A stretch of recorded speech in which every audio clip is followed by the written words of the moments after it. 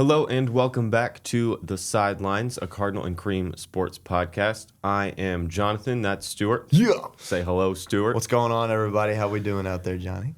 We're good. It is that time of year again. Yes. The best time of The year. most magical time of the year. In my opinion. It is March. So today we're going to be talking about March Madness and college basketball and all of the magic that entails this time of the year. So obviously, people get excited about March Madness every year. It's one of the, I think, biggest and most popular sporting events in the way that everybody follows along, even people who aren't fans of college basketball, which I think is what makes it really fun. Yeah, like my roommate Aaron, he's an okay ball player or ball follower, excuse me. But he's like, I watch every game. I'm like, as you should, you know? Yeah. It's electric. It's electric. Why do you think that is? Like, why do you think everybody follows it that way? I think it's just, I don't know, because I feel like there's so much more of an emphasis on obviously March Madness than it would be just any other game, but it's just the way the media like just pushes it and the way like everybody reacts, and it's just like all the stories that you see out of it, I think kind of play into that. Because I mean, normally if you like maybe 2 or 3 months ago, if I'm watching Oakland and Kentucky, if they're playing regular season, I'm not watching that. You don't give a flip, yeah. I'm not watching that. But it's March Madness. I'm like, that's a 16 seed. Hold on. They got this dude. He's shooting a lot of threes, you know? That's Kentucky. They're losing. I'm like, hold on a second. Yeah, and it's just, I don't know. It's just a little corny, but it just means more, you know? I don't know. I think for me, it's the fact that anybody can win it. I think in this way, college basketball is super unique in that the championship, I think, is the hardest to win. Like, rarely does the best team actually win the national championship. And I think part of that is because of the way that the tournament is set up and the way that it works. So for if you're new to March Madness, the way that it works is there are like 360 some odd D1 basketball teams, and they all compete in 32 conferences.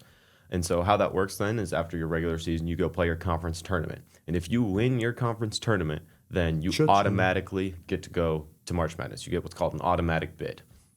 No matter what happens across the board, you win your conference tournament, you get to compete in March Madness, which is why we get schools that might not be the top 64 schools in the country, but they still get in. Which I really appreciate too, because in a time where it feels like conference championships don't matter as much, and my mind goes to football, like college football. Conference championships are almost obsolete almost now. An afterthought. Yeah, and I've always been a fan of like wanting to win the conference, like a conference title, like that just seems like really cool to me. And so it's like it bums me out come college football time when like it doesn't matter. But like here, like you don't know. I mean, obviously, like some of the only times that these teams are going to be in the tournament is because they won their conference. Right, you know, exactly. And so all those teams that win their conferences, like we said, the 32 of them, they get to go to March Madness. So that makes up 32 of the 68 teams that make the field. Those next, 36 teams are what called at-large bids. So there's a committee that selects, okay, outside of these top 32 conference champions that have already made it, we're going to take the top 36 teams outside of those to also make the national tournament. Those are called at-large bids. And so 38 plus 36 is 74. 36 plus 32 is 68. You said 30. I thought you said 38. My bad. No, Anyways. Whatever that meant. 36 at-large teams get to make the national tournament. And so the committee says, okay, these are the next top 36 teams that we think deserve to be in. And they look at a bunch of different things. Over the past 10 years, it's gotten way more like metrics-based and analytics. And so because of that, it's highly contested. Like every year there are going to be schools that feel like, oh, we should have gotten in. And every year there are going to be schools that we're going to be like, how did they get in? And every year there are going to be those schools that make it known how much they think they should have gotten for sure. Yeah. Looking at you, UNC. But because of that, you get a bunch of really good teams playing a bunch of really bad teams. Obviously, we're all familiar with the upsets. There's been a bunch of just crazy stories over the past couple years that have kind of happened. My favorite as a Wisconsin fan was back in 2015. We made the national championship, but in the Final Four, the game before the national championship, We played undefeated Kentucky. They were 38-0, and who was on that Kentucky team? It's like Devin Booker. Yeah, I thought it was. I was wondering if it was around D Book's time. Yeah, that was like. Let's check here. Kentucky 2015. Would it be 2014, 2015 season? It would have been 14, 15, or 15, 16. One of those. Okay, yeah. Well, on this one, gosh, it is Marcus Lee, Devin Booker, Aaron Henderson, Tyler Eulis, Cat.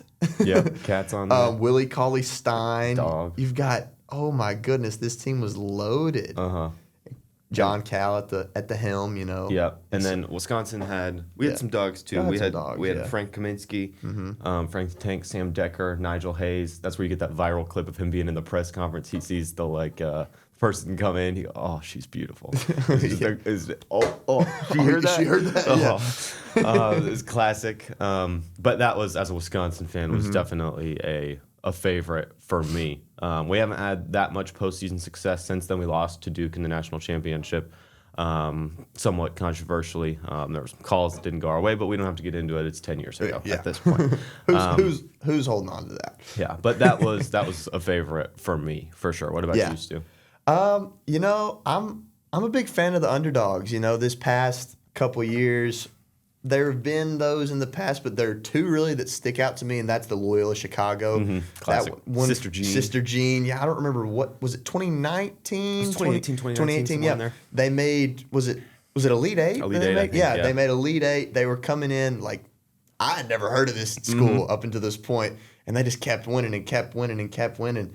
And I was just, like, it seems as if everybody was like, oh, they've been blessed. You know, they got Sister Jean on their side. They got the Holy Spirit. Catholic school. Yeah, they got the Lord on their side. And it's just, obviously, we're not going to get into that. But, but no, I just really like the underdog story where, I mean, I'm trying to pull up like who they beat in that run. They did get so that's another kind of fun thing about the way the tournament works is because it's a single elimination. You just have to win 6 games in a row. If you win 6 games in a row, you win the national championship. But because of all the upsets, sometimes you can get lucky in who you play. And like, the number 1 seed lost the last round. We don't have to play them. And I think Loyola Chicago's path was easier. They were 11 seed if I remember correctly. They are an 11 seed. And so they beat Miami 64-62. Number 3 Tennessee 63-62. They beat number 7 Nevada 69-68, and then in the Elite Eight they beat number 9 Kansas 78-62.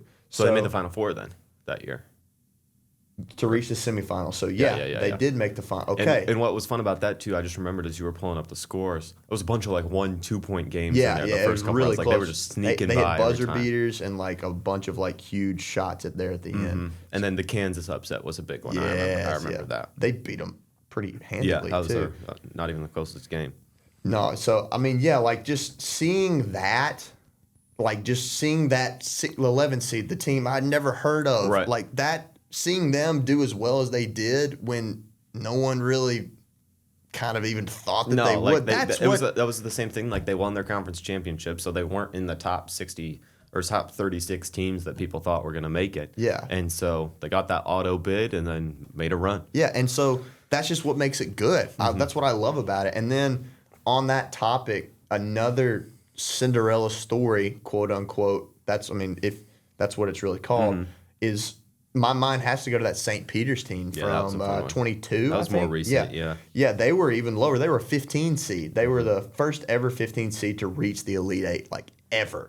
And they beat number 2 Kentucky, number 7 Murray State, and number 3 Purdue. I was going to say, I remember that Purdue game. They beat Kentucky 85-79 at OT, and they beat number 3 Purdue 67-64. That's with Zach Edey was there too, I believe. That would have been his sophomore year. Yeah. He was already. I'm sure he was doing his stuff by then. Fantastic. Yeah. And then they ultimately did lose. They got wiped in the Elite Eight by North Carolina, which is.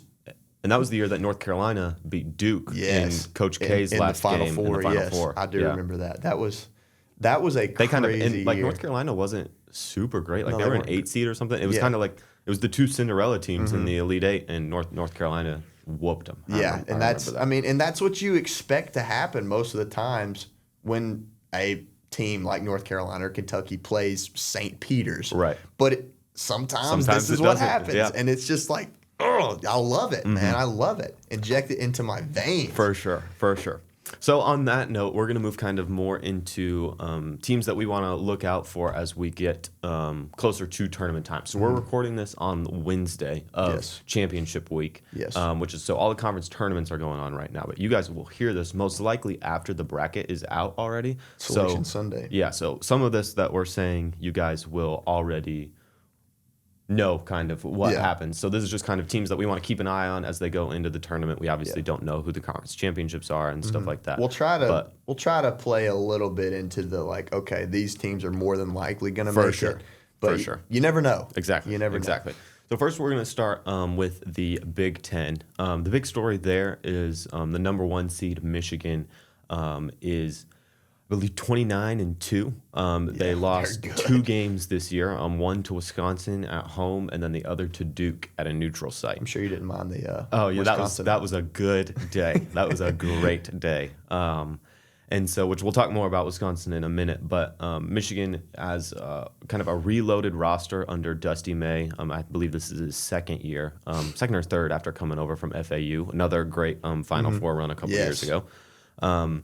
That year was weird. It was like Miami, year. FAU. Was that the NC State year? There was NC State, and it was like, and then it was like something like Kansas or something like that. I could be wrong, but that was a odd year, a goofy year. Yeah, but so Michigan has the kind of big players for them are Elliot Cadeau, transfer from North Carolina. He's been really playing good ball at the point guard position. He does a really good job of getting them organized, and then obviously they've got. I believe Big Ten Player of the Year this year, Yaxel Lindenborg. Yeah. In my opinion, a little overrated. Yeah. He only averages like 14 and 7, but he's a physical specimen and definitely changes the game for Michigan when he's on the floor. And then their last one is Adai Mara, a UCLA transfer from last year. So he transferred across the Big Ten over to Michigan. He's like, I want to say he's like 7'4", 7'5", but not like Zach Edey 7'4", 7'5". Like he's skinny, he moves well. He doesn't shoot great, but on the defensive end, he's just a menace, and it is a pain. So they far and away won the Big Ten this year. They went 19-1 in conference play, and they will play their first game, I believe, Friday against most likely Ohio State or Iowa in the Big Ten tournament. But they will most likely also be probably number 1 overall seed. Yeah, it's looking more than likely that they'll be a number 1 seed, just because, I mean, obviously when you have that 29-2 speaks for itself. Yeah, it's pretty hard to combat against that kind of record, and especially in Big Ten, because Big Ten is definitely one of the more competitive conferences in college basketball in the country right now. That coming from an SEC guy.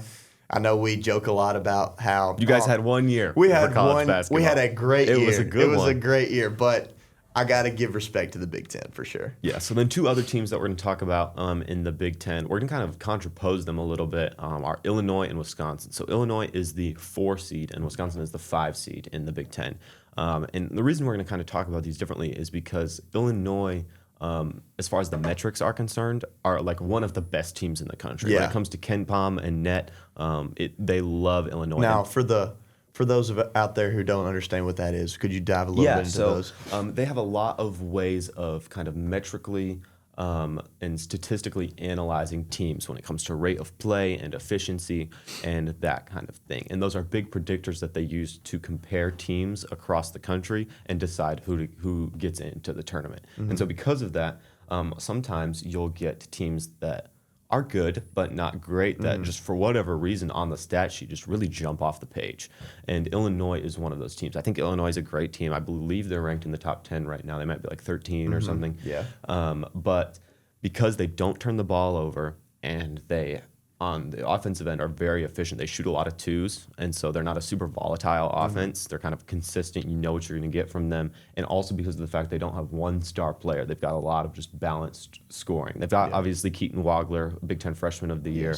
And then on the defensive end, Kylan Boswell is a big one for them. And then they've got the Ivisic brothers and everybody else. Yeah, but they got Stojakovic down there.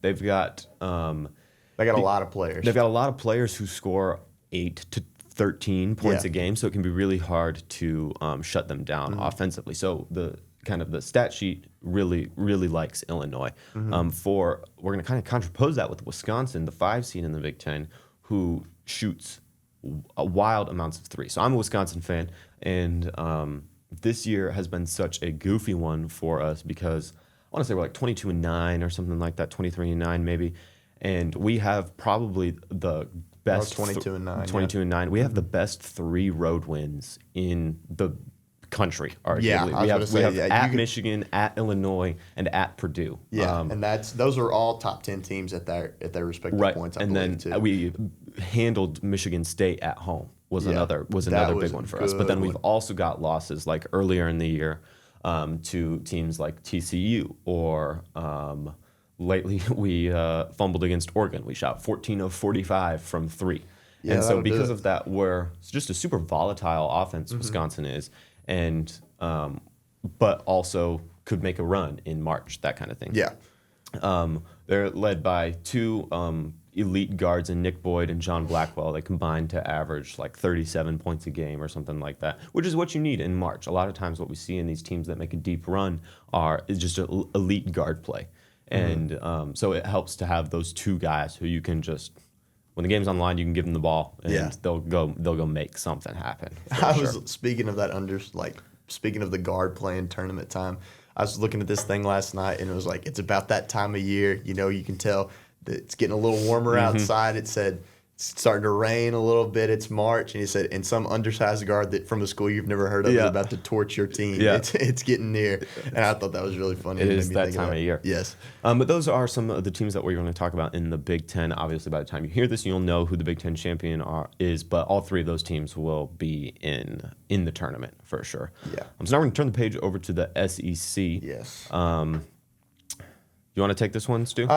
Hey, obviously you know more about it than me, but I definitely know a little bit. I'll grab Florida. You grab Arkansas and Kentucky. Let's do that then. So Florida, obviously defending national champion, had a great run last year. I think they were our number 1 seed last year, but they had that just magical run from Walter Clayton Jr. Yeah, and Grizzlies man right there. That's true. That's my boy. He just got traded. I think he did. He got traded, and he tied the franchise record for assists.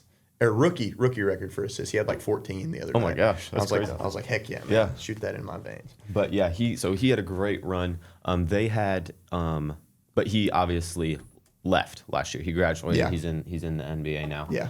And so as we kind of look at their roster this year, the big thing for them is they've had forwards who have played great. They've got obviously Ruben Chinyello, who will probably win SEC Defensive Player of the Year, and then Alex Condon, a returner from that team last year. But the big thing for them is the guard play. It hasn't been consistent, but I think that if they started kind of slower, they were ranked super high coming into the season, lost a couple games early, but handedly won the SEC. Part of that's because the SEC is not as deep, and I do think Florida is a good team, but they've also had guards kind of come into their own recently, which will be super important for them come March. Yeah, the conference play for the SEC this year has just been whack, man. It's like Vandy was like 20-0 and then finished like middle of the SEC. I know, it's so weird because like when you had that kind of first half of the season, non-conference play, I mean, like you said, Vandy was 20-0, but then you had teams that you were thinking were like, okay, yeah, these people are going to be great.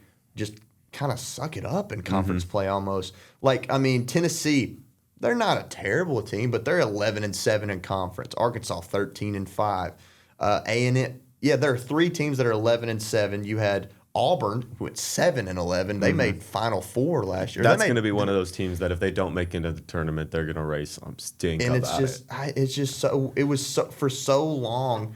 Obviously, like towards the end of it, you had your greater teams pull away, like Florida, like Bama, Arkansas.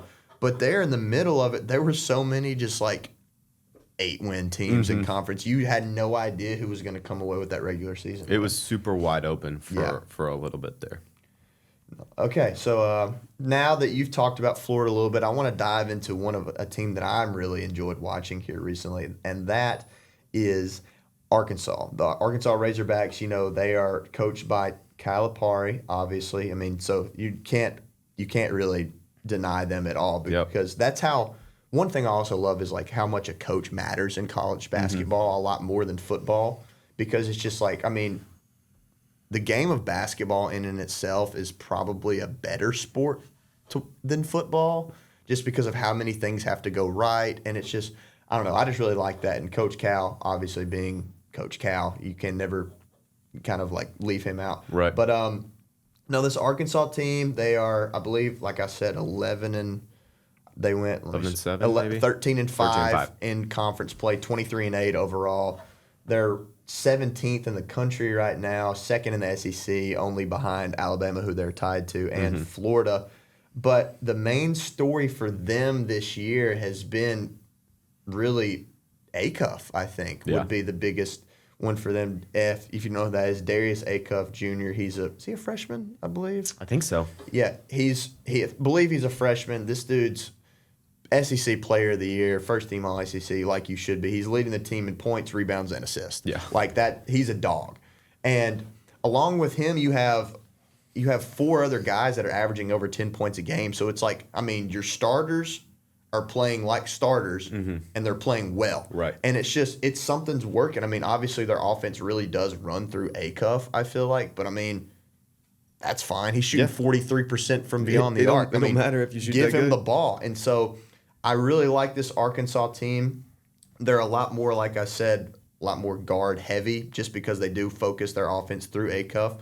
But man, I'm feeling like terrible compared to you, because I'm like having to look at all this stuff. No, you're good. You're good. I'm a sicko when it comes to college basketball. I think we'll skip ahead a little bit. I think that's going to be the big theme with Arkansas and Kentucky is just can they stick it to Florida in the conference tournament? Is anybody going to take care of them? Because I do think Florida's a good team, but I don't know if they're same at that national contender level as like Michigan, Arizona, Duke, all those teams. We'll move over to the ACC now. The big schools there that we want to talk about are Duke and UNC. Obviously, huge rivalry there. Yeah. Both kind of dealing with a little bit of injury. UNC obviously losing Caleb Wilson for the tournament due to a thumb injury. And you were saying, I think Duke Duke lost their starting point guard. Also Caleb Foster. He's out indefinitely. So I expect he'll miss some time. Yeah. The difference there for them is obviously Duke has Cameron Boozer, National Player of the Year candidate. You want a guy that you can turn to in March, and I don't think quite that UNC is kind of at the caliber that Duke is when it comes to how they're playing. Yeah, Caleb Wilson definitely being out for UNC hurts their chances a lot. I mean, obviously they have they'll make tournament. Yeah, they have a deep team, but it's just like with the impact that one person can make in the tournament, like we said with those undersized point guard cooking your team. Like my mind goes to Jack Golke last year or 2 years ago, whenever he dropped 30 against Kentucky. Classic. In the desire and the need for, I guess, desperation of good play, Caleb Wilson being out definitely does hurt that North Carolina team. Yeah. For sure. Let's skip ahead to kind of some mid-major talk. I love it. So we've got these. There's the big Power 4 schools, arguably Power 5 in the college basketball if you count the Big East. Shout out UConn. That are kind of just like the tried and true blue bloods. We know that these are the good teams. Yeah. Then there's kind of that category under those 5 conferences called mid-majors, and these are just smaller conferences with smaller schools. The big story here that we want to talk about is Miami of Ohio. Yes. Going 31-0 in the regular season. First time we've had an undefeated team in the regular season since 2022 Gonzaga. Yeah. That was a good team. That was a good team. That was a great team, man. But obviously the difference is, and this they're is not kind Gonzaga. of and this is kind of the narrative surrounding them is they so in the analytics they separate teams into quads. The quad 1, quad 2, quad 3, quad 4, and that's just how good the teams are. I believe Wisconsin, just because I know this off the top of my head, is 9-7 in Quad 1 this year, and that's pretty good. If you can be 9-7 against some of the best teams in the country, that's great. Miami is, I believe, 1-2 in Quad 1 this year. Ohio. Miami, Ohio. Yes. Yeah, my bad. That's for the sake of the rest of this. That's who we're talking about when we're Miami. talking. I don't even know if Miami will make the tournament. No, I don't think so. But hey, shout out Hurricanes though. Shout out Canes. Miami of Ohio doesn't get those Quad 1 wins, but they also don't have any of them on their schedule. Yeah. So a lot of people are saying, well, what if they lose the conference tournament? They don't get that auto bid. Are they still part of those next best 36 teams that can make the tournament? I would say yes, for sure. I feel like if you're a D1 team and they're ranked 19th in the country right now. If you're a top 25 nationally ranked team and you're undefeated playing D1 teams, you should make the tournament. For sure. Obviously, I'm not saying, give them a 1 seed, but give them like a 6 or a 5 seed. Like, get them in there. It might even be lower, closer to like 10 or 11, just because they don't have those wins. And like Wisconsin, who probably won't win the Big Ten tournament, is trending more like a 5 or 6 seed because we play good teams and we beat good teams. It's just very frustrating to see because I remember at one point, I don't know the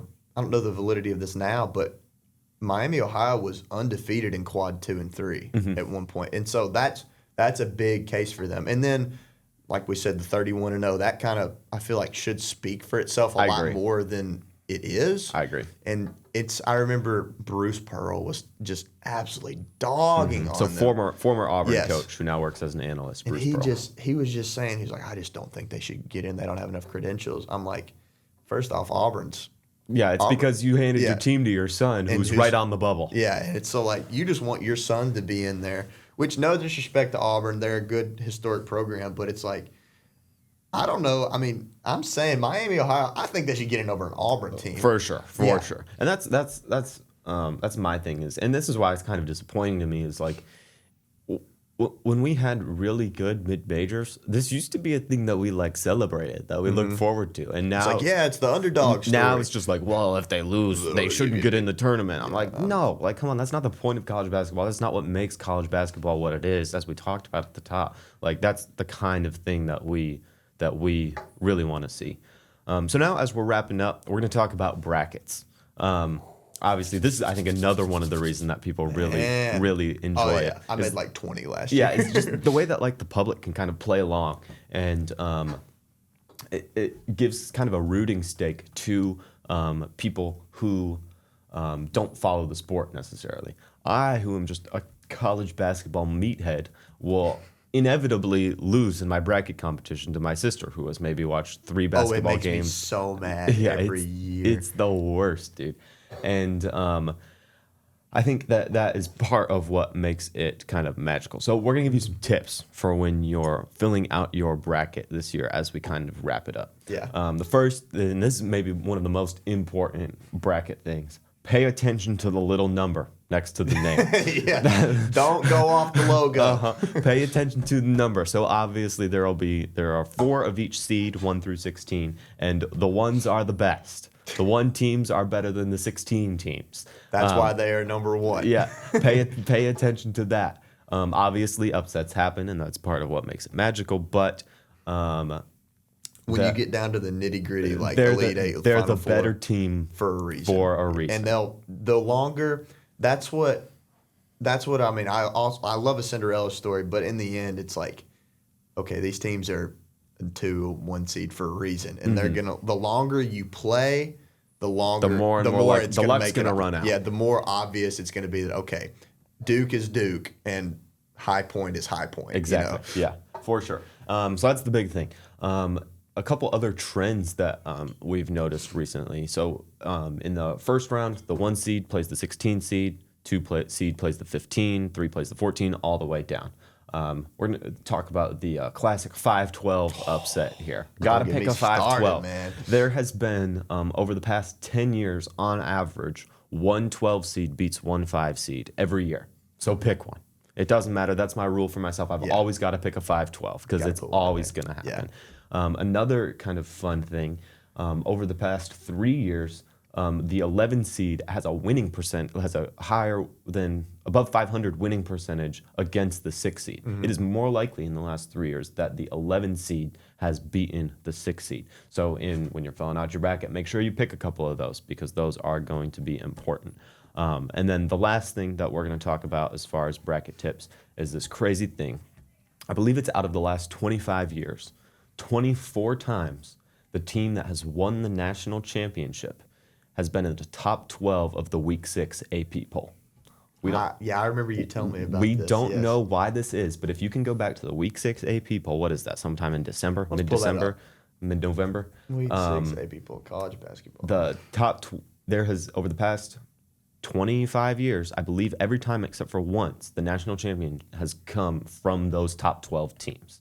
Stu, let me know when you've got that pulled them up. This is week 6. Okay, I've got it. Top 12. So one of you heard it here first. The national champion will be one of these teams. Okay, so we've got Arizona Wildcats, Michigan Wolverines, Duke Blue Devils, Iowa State Cyclones, UConn Huskies, Purdue Boilermakers, Gonzaga Bulldogs, Houston Cougars, Michigan State Spartans, BYU Cougars, Louisville Cardinals, or the North Carolina Tar Heels. Yeah, so a couple of those teams, I think of like Purdue, Louisville, North Carolina, have kind of faded off since then a little bit. I wouldn't pick them, but 8 to 9 of those, I thought, oh yeah, that could be a national Arizona, champion. Michigan, Duke, like I could see any of those winning the team. And For sure. So make sure you pick one of those teams to win your bracket because it's gonna happen. I can guarantee it. It does every year. But yeah, Stu, you got anything else that we want to talk about? No, man. I think you kind of ate that a little bit. I'm not gonna lie. I don't know about that, but I do, man. I really appreciate it because whenever we got this, whenever we got like this idea or like this option, I'm already doing a story, and I was like, man, Jonathan, I was like, I'm gonna let this dude cook on this. I was like, this is his sport. I mean, obviously, I'm a sports fan, but you're definitely a bigger college basketball guy than me. And it's known. You just carried me really hard. No, I don't know about that. College basketball is a lot of fun. We're looking forward to March Madness this year. Looking really forward to March Madness. Yeah, this is the Sidelines Cardinal and Cream podcast. Go make sure to check out our other ones. We'll see you next week. God bless.